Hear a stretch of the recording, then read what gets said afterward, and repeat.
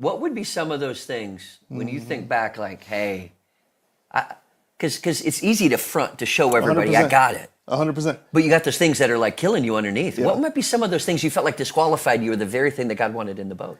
Man, I feel like when I first got married, when we were engaged and getting married, man, listen, we talked about football. I outkicked my coverage. I got a beautiful wife, Nurse Britt, for those who know, got a beautiful wife, and she's done so many things. While we were dating, she had served the disaster relief. She had went to a war zone in Iraq, led ISIS to Christ. She had saved people as an ICU nurse.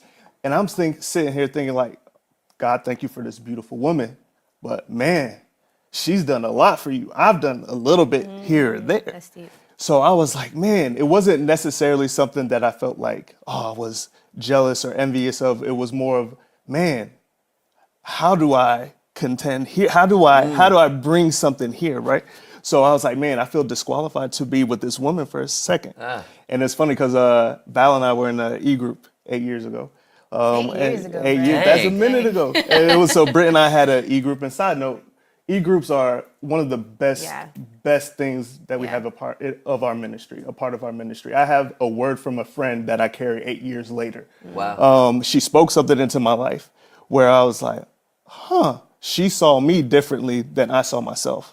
And then true. God said, hey, give me that. Come on. Come, let me get in that room right there. So then I started to realize, my upbringing, my experience, the things I've gone through in my life, that's what God wanted me to use and wants me to use in my marriage. Those are the things that make the two become one. Those are the things that make us work together well. So it was a few things, but ultimately, once I let God into the room, he started revealing like, hey, let's get to the root of this. Yes.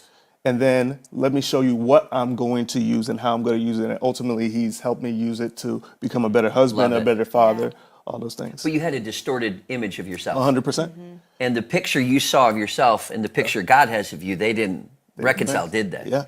Good homework assignment for somebody who might struggle with some of these things. Yeah. Take a piece of paper and draw a picture of yourself. And I want you to draw an honest photo, not meant for public consumption. Yeah. And then you start putting the words on it, the labels on it of really how you see yourself and the honest words. 100%. Paint that honest picture. Now flip it over. Yeah. Now dare to ask yourself, what's the picture that God has hanging on his fridge? Come on. In his heaven? Yeah. Now, what words would he put on top of that? And the challenge of our faith is, how do I turn the page? How do I flip the page? Because I see myself as insignificant. I got nothing to add to this thing. Yeah. But Lord, maybe you see me a little bit different in this place 100%. here. And trusting so that. good. Like the Simon Peter. Yeah. Yeah. Oh, that's so good. That's so good. It's a real thing there because you saw yourself as small. God could never use that. I don't have anything to offer, so you don't even bring it.